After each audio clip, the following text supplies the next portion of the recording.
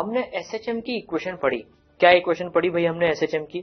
x equal to a sine omega T plus five, हमने ये equation पढ़ी। ठीक है, हमें पता है ये इक्वेशन देखते ही एक पार्टिकल जो है एसएचएम मोशन कर रहा है, ओमेगा उसके एंगुलर फ्रीक्वेंसी है, इनिशियल फेज फाइव है और वो एक्स एक्सिस पर एसएचएम कर रहा है। ये इक्वेशन देखते ही हमारे मन में ये ख्याल आता है। अब मान लीजिए किसी ने हमें ये इक्वेशन दे दी कि एक पार्टिकल है जिसका x coordinate 3 sine omega T plus 4 cos omega T की तरह से वेरी कर रहा है।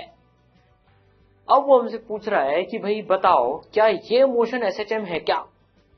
हमने कहा भाई हमें तो एक ए साइन ओमेगा टी प्लस 5 ऐसी इक्वेशन देखकर पता पड़ता है कि एसएचएम है कि नहीं, ये देखकर पता नहीं पड़ता।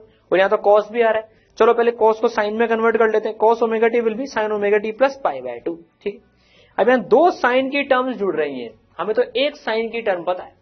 हाँ, अगर कोई हमसे बोलता कि भैया ये एक एसएचएम है क्या अकेला, अगर ये 3 साइन ओमेगा टी अकेली इक्वेशन होती है, x equal to 3 sine omega T, yes ये एसएचएम की इक्वेशन होती, एम्पलीट्यूड 3 इनिशियल फेज 0। कोई बोलता ये अकेली 4 sine omega T plus pi by 2 ये अकेली एसएचएम की इक्वेशन है क्या? हम बोलते बिल्कुल सही, ये एसएचएम की इक्वेशन है, इनिशियल फेज पाई बाय 2 है, फ्रीक्वेंसी ओमेगा, एम्पलीट्यूड 4, तो 4 कॉस ओमेगा टी भी अकेली एसएचएम की इक्वेशन है, 3 साइन ओमेगा टी भी अकेली एसएचएम की इक्वेशन है।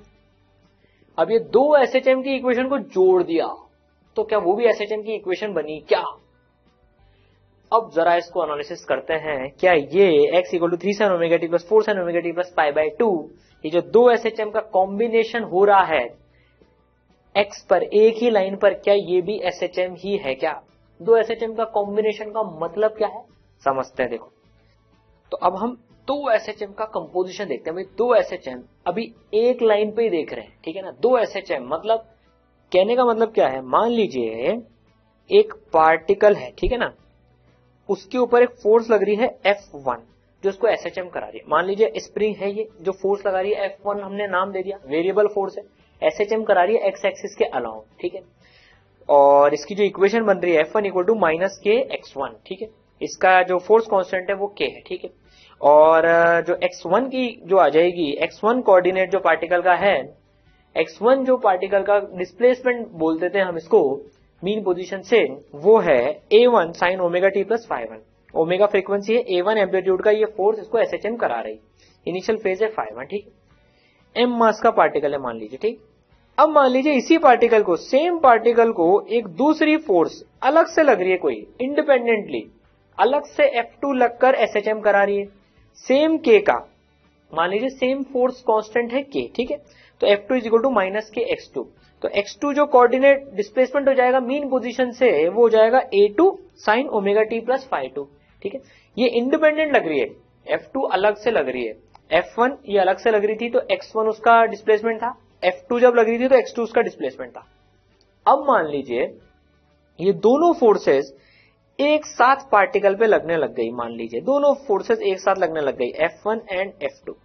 दोनों फोर्सेस जब एक साथ लगेंगी तो जो नेट फोर्स पार्टिकल के ऊपर लगेगी, भाई F1 अकेली एसएचएम करा रही थी, x1 डिस्प्लेसमेंट था, F2 अकेली एसएचएम करा रही थी, x2 डिस्प्लेसमेंट, ठीक है, a2 एम्पलीट्यूड का, ठीक है। तो जब F1 प्लस F2 दोनों लगेंगी, नेट फोर्स कितनी हो जाएगी फिर, resultant force F1 plus F2। भाई ये वेक्टर में भी लिख लें अगर अपन, तो resultant force F1 plus F2 हो जाएगी। सेम लाइन के अलोंग बात कर रहे हैं अभी, ठीक।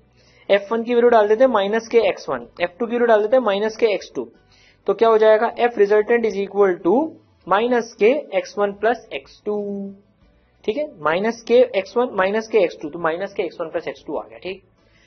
अब अगर हम इसको ऐसे लिख लें, F resultant equal to minus k x resultant, F resultant is equal to minus k x resultant, तो ये भी एसएचएम की इक्वेशन ही हो गई, जहां पर रिजल्टेंट फोर्स उसको रिजल्टेंट डिस्प्लेसमेंट दे रही है और फोर्स कांस्टेंट वही k हो गया। देखिए भाई, देखिए यहाँ k सेम था, m सेम है, इसलिए ओमेगा भी सेम, m और k सेम, ओमेगा भी सेम। तो जो x रिजल्टेंट है यहाँ पर, देखिए मजे की बात, तो जो नेट फोर्स लग रही है F1 और F2 का जो कॉम्बिनेशन है, वेक्टर सम, वो भी पार्टिकल को एसएचएम कराएगी, जहां पर उसका डिस्प्लेसमेंट होगा x1 प्लस x2। इनफैक्ट ये सब वेक्टर फॉर्मेट में लिख सकते हैं हम ये। तो x1 प्लस x2 जो है उसका रिजल्टेंट डिस्प्लेसमेंट हो गया, ये सब वेक्टर की इक्वेशन है ये, ठीक है ना। तो रिजल्टेंट डिस्प्लेसमेंट उसका x1 प्लस x2, मतलब कि पहली वाली फोर्स जो डिस्प्लेसमेंट करा दी थी, दूसरी वाली फोर्स जो डिस्प्लेसमेंट करा दी थी, अलग अलग लगकर जब ये दोनों साथ में लगेंगी तो डिस्प्लेसमेंट, दोनों डिस्प्लेसमेंट जो अलग अलग हो रहे थे उनका सम होगा, और ये SHM हो रहा है यहां पर। तो देख क्या सीखा हमने, ये x1, x2 और x रिजल्टेंट, देखिए पहली फोर्स लगकर x1 का SHM करा दी थी, दूसरी फोर्स अलग से लगकर x2 का, तीसरी force x resultant x1 plus x2 का SHM करा रही है इन वेक्टर फॉर्मेट, ठीक है। तो ये SHM मोशन होगा, मतलब इससे कितनी बढ़िया बात सीखी हमने कि अगर एक फोर्स SHM करा रही है सेम लाइन में, दूसरी फोर्स भी SHM करा रही है इंडिपेंडेंटली, तो जब दोनों रिजल्टेंट लगेंगी तो वो भी SHM कराएंगी, और उनका डिस्प्लेसमेंट कितना होगा, जितना अलग अलग लग के कराती। कहने का मतलब, मान लीजिए ये एक पार्टिकल है, जब F1 फोर्स लग रही थी तो ये कुछ SHM कर रहा था, इसके किसी टाइम t पर, एक टाइम t पर x1 की वैल्यू 3 मान लीजिए 3, ठीक है ना, और उसी टाइम t पर x2 की वैल्यू थी जब ये F2 फोर्स उसको SHM करा रही थी, मान लीजिए 4। तो जब टाइम t पर वही F1 और F2 मिलके लगेंगी, तो जो रिजल्टेंट डिस्प्लेसमेंट हो जाएगा वो इन दोनों का सम हो जाएगा, ठीक है। अगर ये -3 होता तो यहां पर भी माइनस आता, वेक्टर है क्योंकि ये तो, ठीक है। तो x रिजल्टेंट जो है वो भी एक SHM की इक्वेशन होगी, और उसको हम ऐसे लिख सकते हैं, a resultant sine omega t plus phi resultant. Omega देखिए दोनों की सेम है, सेम ओमेगा की बात कर रहे हैं, तो इसकी ओमेगा भी सेम ही आएगी, ये प्रूव भी कर देंगे अभी हम कि ओमेगा सेम ही आएगी। तो मतलब अगर दो SHM हो रहे हैं इंडिपेंडेंटली, तो उनको कराने वाली फोर्स अगर एक साथ लगने लग जाए तो रिजल्टेंट मोशन भी SHM होगा। एक सिंगल लाइन की बात कर रहे हैं अगर हम, तो एक डायरेक्शन, एक एक्सिस की बात कर रहे हैं अगर हम, तो ठीक है, बहुत इंपॉर्टेंट रिजल्ट है। और ये पता है क्या होता है, ये रिजल्टेंट एम्पलीट्यूड होता है, ए रिजल्टेंट, ठीक है, और ये रिजल्टेंट फाई, जो रिजल्टेंट मोशन आ रहा है दोनों फोर्सेस लगने के बाद में, जो कि SHM होगा, उसका इनिशियल फेज, ठीक है। ये कहां से आया, ये आया प्रिंसिपल ऑफ सुपरपोजिशन से। ये जो चीज है इसे प्रिंसिपल ऑफ सुपरपोजिशन कहते हैं। प्रिंसिपल ऑफ सुपरपोजिशन क्या बोलता है कि इंडिपेंडेंटली कोई फोर्स अगर x1 डिस्प्लेसमेंट दे रही है, कोई दूसरी फोर्स अगर x2 डिस्प्लेसमेंट दे रही है, तो जब दोनों फोर्सेस लगेंगी तो रिजल्टेंट डिस्प्लेसमेंट उन दोनों का सम होगा। This is principle of superposition. बहुत सिंपल सा प्रिंसिपल है कि भैया क्या बोलता है कि अगर एक का इंडिपेंडेंटली कुछ इफेक्ट आ रहा है, दूसरे का इंडिपेंडेंटली कुछ इफेक्ट आ रहा है, तो दोनों जब एक साथ लगेंगी तो जो इफेक्ट आएगा वो दोनों इफेक्ट का सम होगा, और यहां पर वो सम वेक्टर सम होगा साइन के साथ में। तो भैया अगर पहले वाले के चक्कर में मान लीजिए +3 का डिस्प्लेसमेंट हो रहा है किसी एक इंस्टेंट पर, और इसके चक्कर में -2 का डिस्प्लेसमेंट हो रहा है उस इंस्टेंट पर अलग अलग, तो प्रिंसिपल ऑफ सुपरपोजिशन कहता है, ये प्रिंसिपल ऑफ सुपरपोजिशन फॉलो करता है, जो कि बोलेगा कि रिजल्टेंट जो है 3 - 2 दैट इज +1 का डिस्प्लेसमेंट होगा जब ये दोनों फोर्सेज एक साथ लगेंगी, तो जो डिस्प्लेसमेंट करा रही है। सिंपल सी बात है प्रिंसिपल ऑफ सुपरपोजिशन। जैसे मान लीजिए 3 दोस्त हैं, ठीक है ना, 3 दोस्त हैं A, B और C, ठीक है। मान लीजिए B ने A से पैसे ले रखे हैं, मान लीजिए उधार ले रखे हैं, मान लीजिए कितने उधार ले रखे हैं, 100 रुपए उधार ले रखे हैं, ठीक है ना, अलग से 100 रुपए उधार ले रखे हैं। C से मान लीजिए इसने 20 रुपए उधार ले रखे थे, ठीक है ना, तो A से कितने उधार ले रखे हैं, 100 रुपए, C से कितने उधार ले रखे हैं, 20 रुपए। अब ये दोनों A और C अगर एक साथ B से मिलने भी जाएंगे तो B की उधारी कितनी होगी, भाई A बोलेगा मेरे 100 रुपए, C बोलेगा मेरे 20 रुपए, तो प्रिंसिपल ऑफ सुपरपोजिशन लगेगा यहाँ पर भी, समझने के लिए देख रहे हैं, जो इसकी उधारी दोनों का सम होगा, तो उधारी is following principle of superposition, ठीक है। समझ में आई बात, बड़ा सिंपल सा एग्जांपल लिया हमने, ये दोनों का सम होगा। नाउ तो भाई 2 SHM का जो रिजल्टेंट होगा सेम लाइन पर वो एक SHM होगा। अब ये कैसे हम बताएं भाई, हमें तो ये इक्वेशन की फॉर्मेट में दिखता है तभी हम मानेंगे कि भैया वो SHM होगा कि नहीं होगा। चलिए पुराना एग्जांपल लेते हैं हमारा, क्या है पुराना example, 3 sin omega t plus 4 sin omega t plus π/2, ये एग्जांपल लिया था हमने, ठीक है ना। अब अभी हमने देखा ये एक इंडिपेंडेंट SHM, ये एक इंडिपेंडेंट एसएचएम, दोनों का सम भी एक एसएचएम होना चाहिए, होता भी है। अब इसको कैसे प्रूव करेंगे, देखिए हम तो जब तक इस फॉर्मेट में नहीं ले आएंगे A resultant sine omega T plus phi resultant, तब तक हम नहीं मानेंगे कि एसएचएम है ये, ठीक है। प्रिंसिपल ऑफ सुपरपोजिशन से भले हमने बोल दिया, लेकिन इसमें तो करके देखेंगे। देखिए ये क्या था, ओरिजिनली ये क्या था, कॉस था, तो ठीक है ना। देखिए लिखते हैं इसको, x इज इक्वल टू, मजा आएगा अभी, 3 sine omega T plus 4 cos omega T, ठीक है ना। अब एक काम करते हैं, देखो थोड़ी सी गणितबाजी लगाते हैं इसमें, इसको एक फॉर्मेट में लाने के लिए। तो एक काम करते हैं, अभी 3 और 4 को डिवाइड कर देते हैं 5 से। अभी क्यों करा आपको समझ में आ जाएगा वो, ये x इज इक्वल टू है और 5 से मल्टीप्लाई कर देते हैं, ठीक है ना। अब ये 3/5 क्या लिखा हुआ है, 3/5 लिखा हुआ है cos 53 डिग्री। देखिए मजा आने वाला है अभी, ये 5 बाहर आया, साइन ओमेगा टी लेते हैं पहले। 3/5 क्या है, cos 53 डिग्री। अभी हम मैथ्स लगा रहे हैं पूरी एकदम। और 4/5 क्या है, साइन 53 डिग्री, और इधर cos ओमेगा टी। देखिए 3/5 4/5 हमको पता है, ये cos 53, ये sin 53। अब अगर ओमेगा टी को हम a मान लें और 53 डिग्री को हम b मान लें, तो देखिए फॉर्मूला क्या लिखा है, yes, sine a cos b plus sine b cos a। Sine a cos b plus sine b cos a कितना होता है, sine a cos b plus sine b cos a होता है साइन a प्लस b। ये तो पढ़ रखा है हमने, साइन a प्लस b। तो देखिए x की वैल्यू क्या आ गई, x की वैल्यू क्या आ गई, देखिए x की वैल्यू आ गई है 5 sine omega T plus 53 degree. तो देखिए इस इक्वेशन को हमने इस तरीके से लिख लिया। तो कितना रिजल्टेंट है एम्पलीट्यूड, ये इसका, तो ये जो एसएचएम की इक्वेशन आ गई है कितने एम्पलीट्यूड की, 5 एम्पलीट्यूड की। ओमेगा तो ओमेगा ही है, और जो इनिशियल फेज है वो कितना है, 53 डिग्री।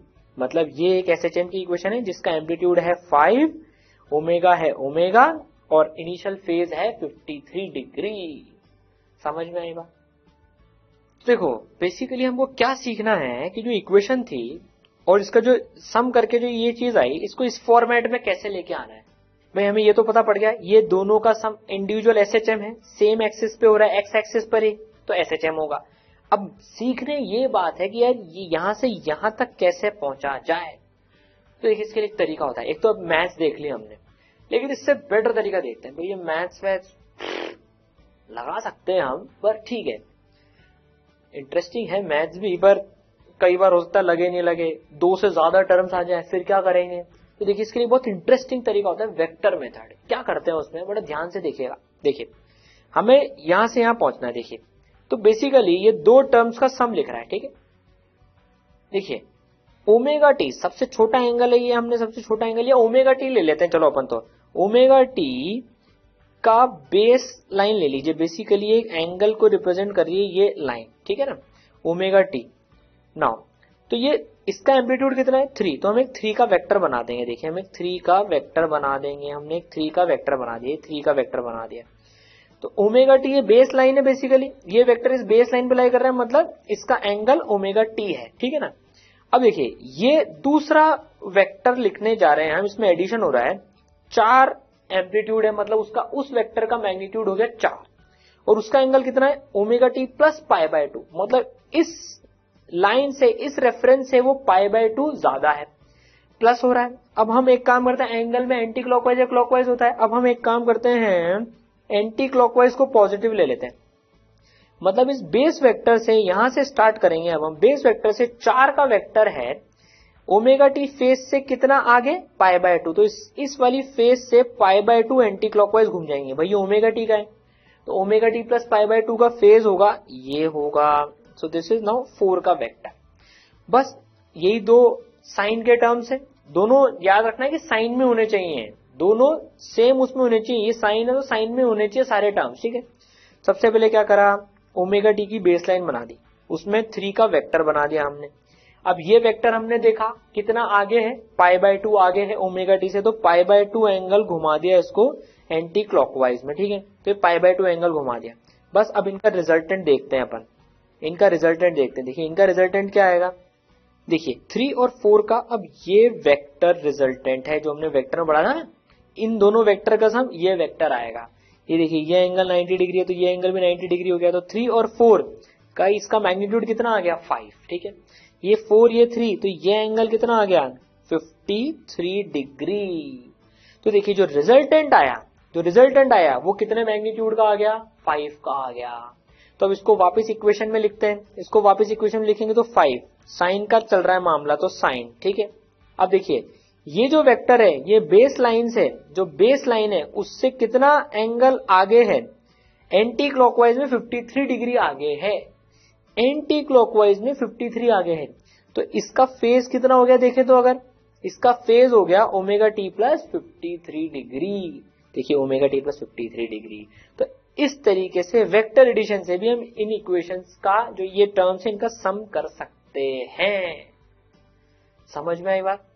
देखो क्या करा हमने, सबसे पहले 3 का एक वेक्टर ले लिया, ओमेगा टी बेस लाइन ले ली, दूसरा वेक्टर उससे पाई बाय 2 प्लस है, प्लस का एक डायरेक्शन सेलेक्ट कर लिया तो उस वेक्टर को उधर बना दिया। बस अब रिजल्टेंट ले लिया, रिजल्टेंट का मैग्नीट्यूड ये तो 90 डिग्री तो पाइथागोरस से आ जाएगा 5 साइन का साइन, और कितना फेज है इसका ओमेगा टी प्लस 53 डिग्री।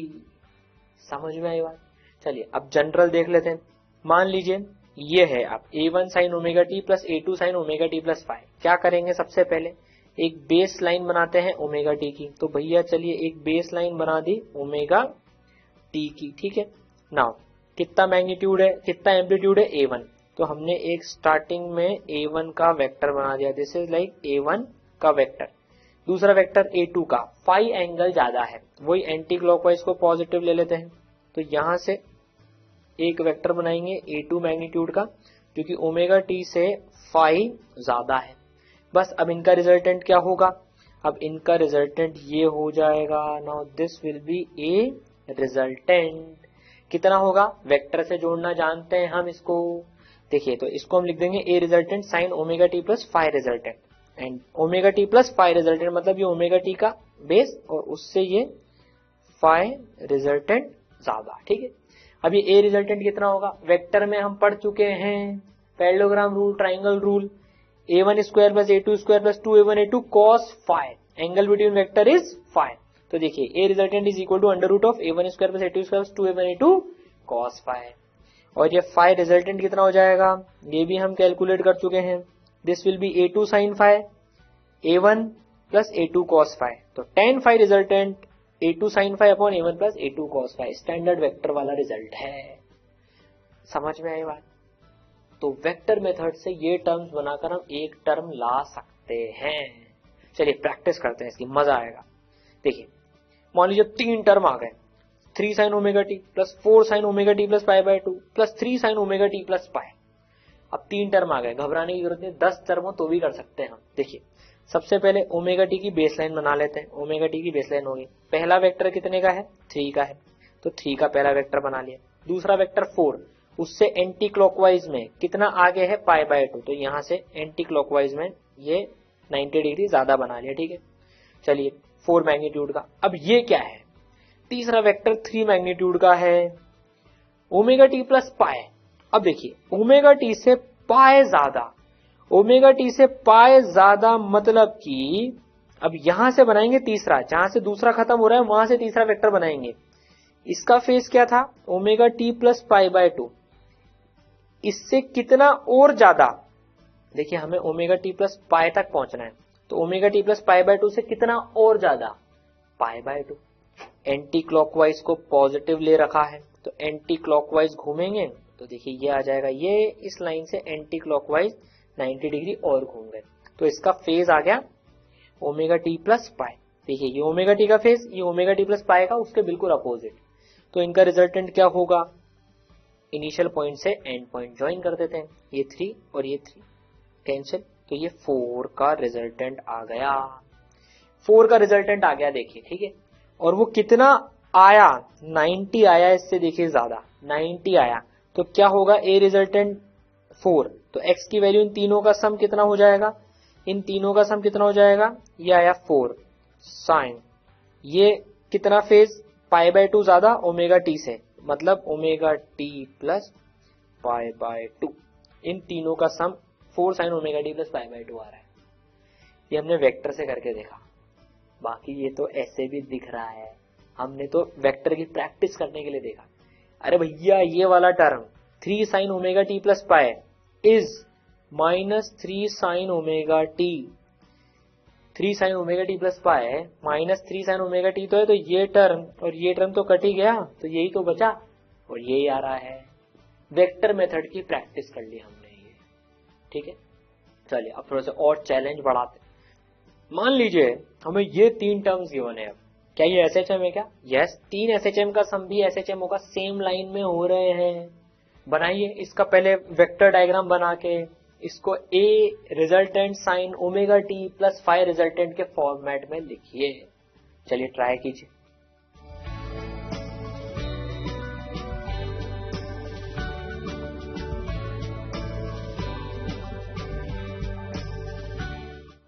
आया आंसर? चलिए ओमेगा टी की बेस लाइन बनाना। सबसे पहले 3 का वेक्टर बनेगा, उससे π/2 आगे 4 का वेक्टर बनेगा, उससे फिर π/2 आगे, इससे और π/2 आगे 6 का वेक्टर बनेगा। देखिए तो ये फेज ओमेगा टी प्लस पाई हो गया, इनका रिजल्टेंट निकालना है।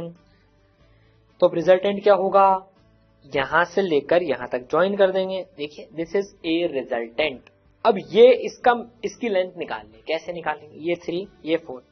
चलिए एक काम करते हैं, लाइन खींच देते हैं यहां से, ये 3 तो ये 3, अच्छा ये पूरा 6, ये 3 तो ये 3, ठीक है, ये 3 और ये है 4, ये 4 ये 3 90 डिग्री, तो ये कितना हो गया, या 5 हो गया। और ये एंगल कितना हो गया, this is 3 this is 4, so this angle is 37 degree and this angle is 90। तो टोटल एंगल, ये टोटल एंगल कितना हो गया, 127 डिग्री।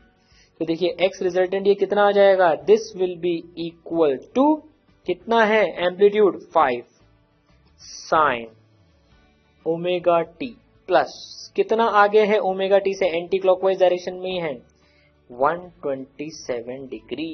बस हो गया अपना काम, ठीक है, समझ में आई बात। इस तरीके से ऐसे क्वेश्चंस को सॉल्व करा जाता है। तो ये 3 एसएचएम का रिजल्टेंट है, सेम लाइन पर जो एसएचएम करा रही है फोर्स, तो उसका एम्पलीट्यूड आ गया 5 और इनिशियल फेज आ गया 127 डिग्री, ठीक है। चलिए एक एग्जांपल और देखते हैं। Is x equal to a sin omega t minus √3 cos omega t equation of SHM, if yes find its amplitude. तो भैया ये तो माइनस का साइन आ रहा है, क्या ये एसएचएम की इक्वेशन है क्या? चेक कर लेते हैं भाई। a sin ओमेगा टी, ये x is equal to minus √3a cos omega t. चलिए पहले cos को साइन में तो कन्वर्ट करते हैं, माइनस को प्लस में ला सकते हैं क्या? बिल्कुल ला सकते हैं। कैसे ला सकते हैं, देखिए पहले तो इसको साइन में कन्वर्ट करते हैं, ठीक है ना। तो ये हो गया साइन ओमेगा टी प्लस π/2, ठीक है। अब माइनस साइन को प्लस बनाना है, तो क्या करो, साइन ये एक एंगल है उसमें पाई जोड़ दो, इसको अगर थीटा बोले अपन, इस पूरे को थीटा बोले, तो sine theta plus pi will be equal to minus sine theta. तो बस इसको क्या करो, इसको प्लस बना के इसमें पाई जोड़ दो। तो देखो sine pi plus theta is minus, और साइन ओमेगा टी सिंपल देख लें, sine omega T plus 3π/2 is minus cos omega T. Sine omega T plus 3π/2, ये 3π/2 लिखा हुआ है भैया ये। तो कुल मिला के हमने इस फॉर्मेट में इसको बना दिया। अब तो हमको पता है एसएचएम की इक्वेशन है ये, 2 एसएचएम लिखे हुए सेम एक्स के लिए, एक्स एक्सिस पर, तो इक्वेशन तो है एसएचएम की। एम्पलीट्यूड कैसे निकाले, वही हमारा वेक्टर मेथड, ओमेगा टी पे ए।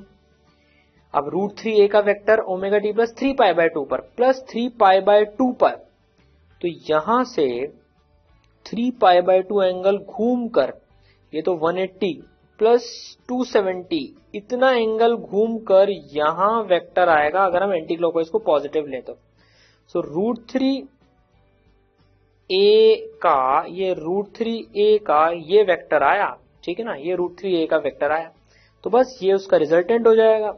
This will be the resultant vector. तो रिजल्टेंट कितना आया, ये a, ये √3, तो a² प्लस √3a² का under root that is 2a, तो 2a का रिजल्टेंट आ गया, बस काम खत्म। ये भैया a का बनाया था हमने ओमेगा टी की बेस लाइन पर, ये a का, ये √3a का, ये 2a का, और ये एंगल हो गया 60 डिग्री, और ये आ रहा है क्लॉकवाइज सेंस में। हमने एंटी क्लॉकवाइज को पॉजिटिव लिया था, तो x की वैल्यू पता है कितनी आ गई, 2a साइन ओमेगा टी। ये क्लॉकवाइज में 60 है, -60 डिग्री, इसको रेडियन में लिख देते हैं अपन, -π/3। ये SHM की इक्वेशन आ गई।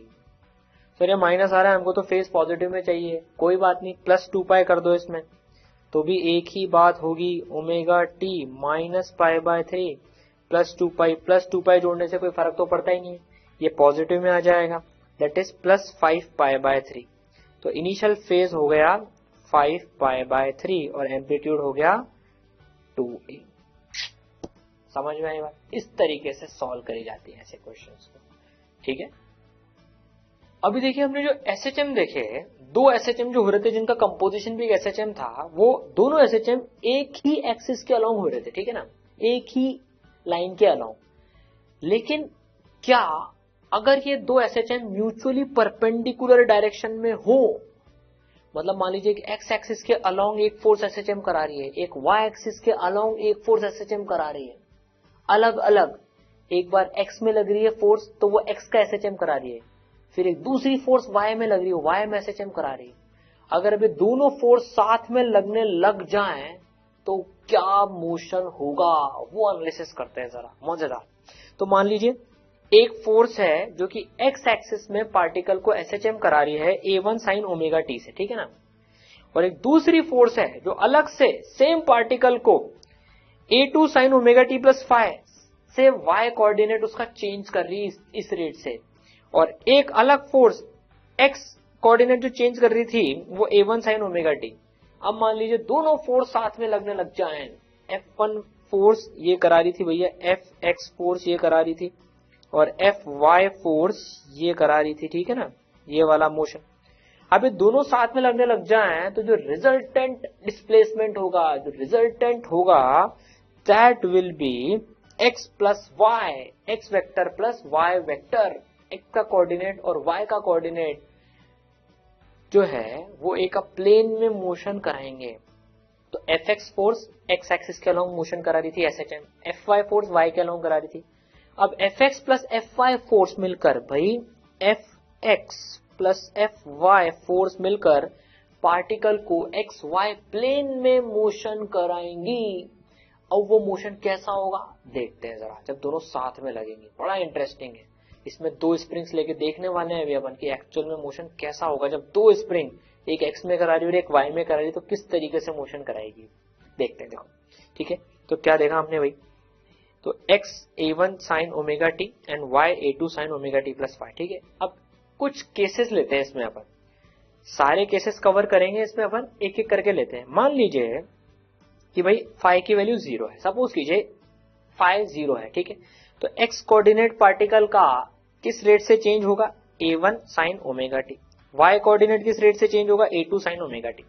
भाई जो r वेक्टर है, जो उसका कॉम्बिनेशन जो है दोनों फोर्स का, वो x प्लस वाई का रिजल्ट होगा। मतलब ये अगर उसका fx फोर्स पार्टिकल का x कोऑर्डिनेट किसी टाइम पर 2 रखती है, मान लीजिए ये डिस्प्लेसमेंट 2 कराती है ओरिजिन से मान लें, और Fy फोर्स y में डिस्प्लेसमेंट उस टाइम पर मान लीजिए 3 कराती है, तो जब दोनों लगेंगी तो उसका displacement 2i cap plus 3j cap होगा।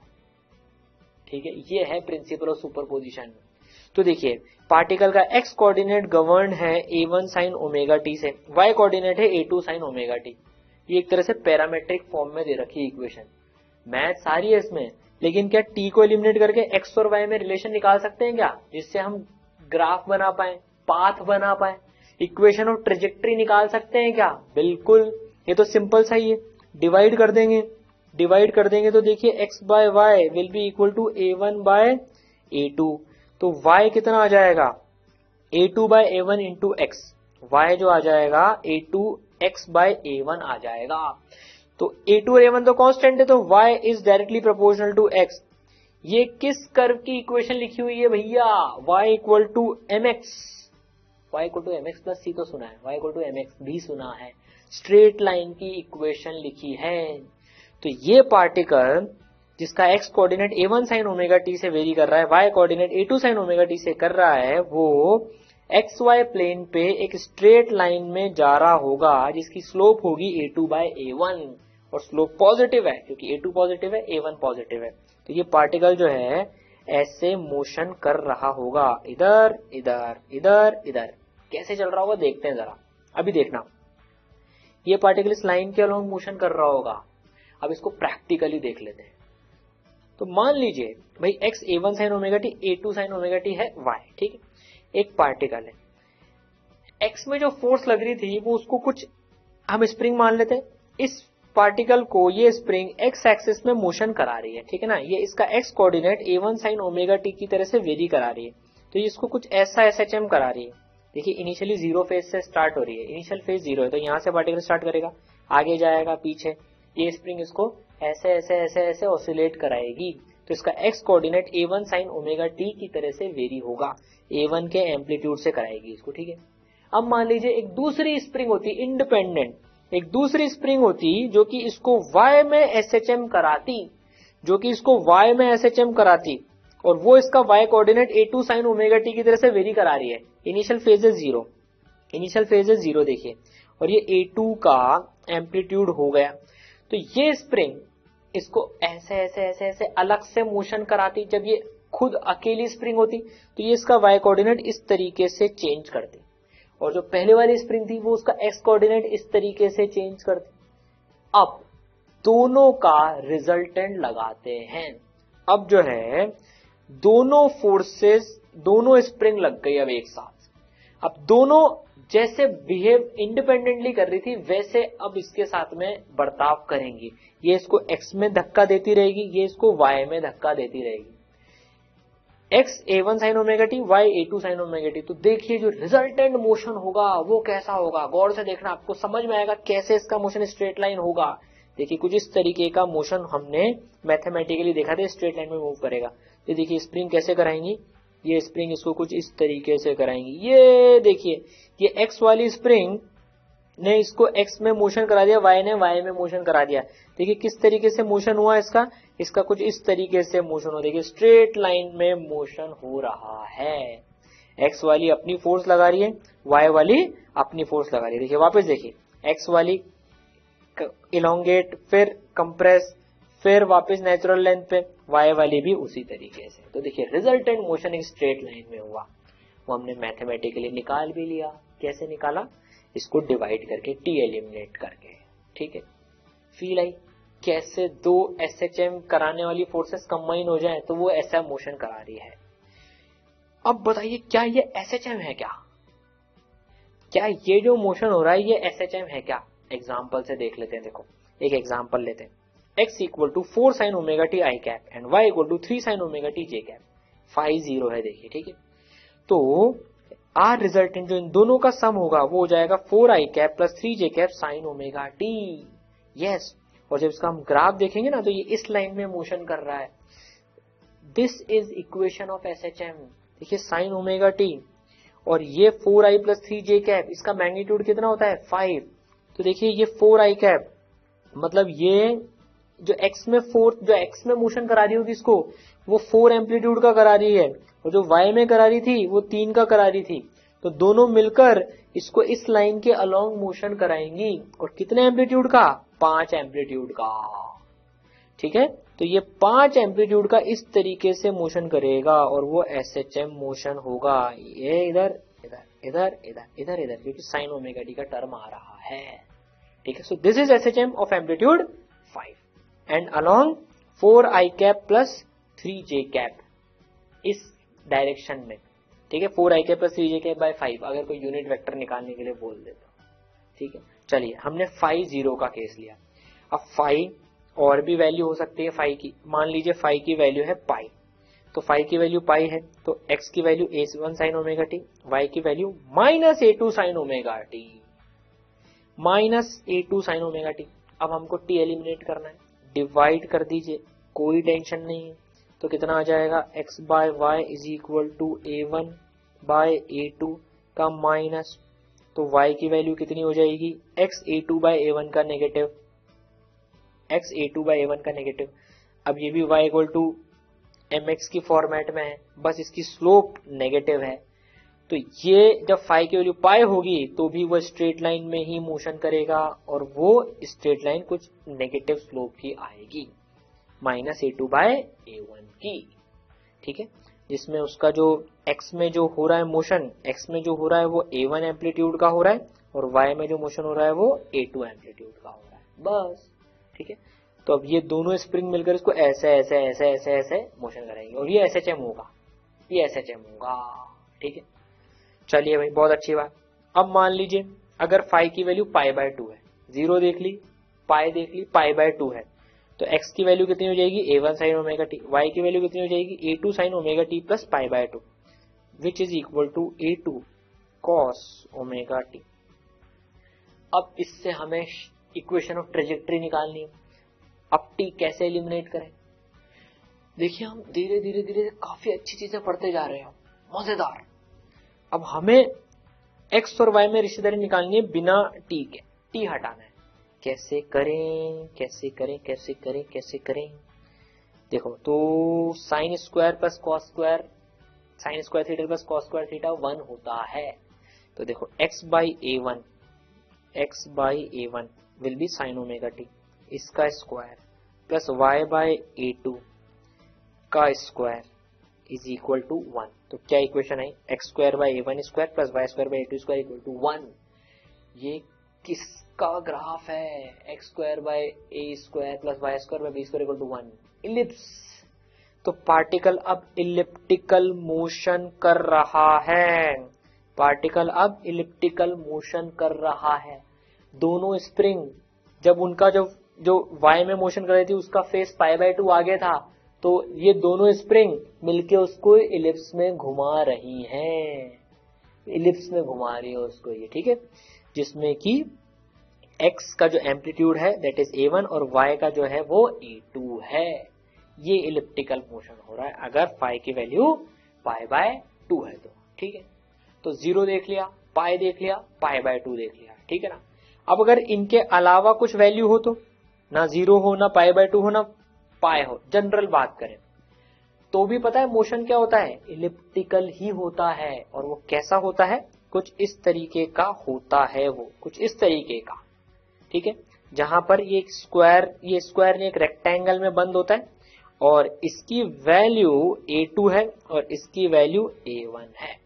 हम इसकी मैथमेटिक्स स्किप कर रहे हैं, अभी हमने देख लिया था कि 0 होगा तो ये इलिप्स, एक ये भी इलिप्स है, this is also an ellipse, general case में इलिप्स होता है।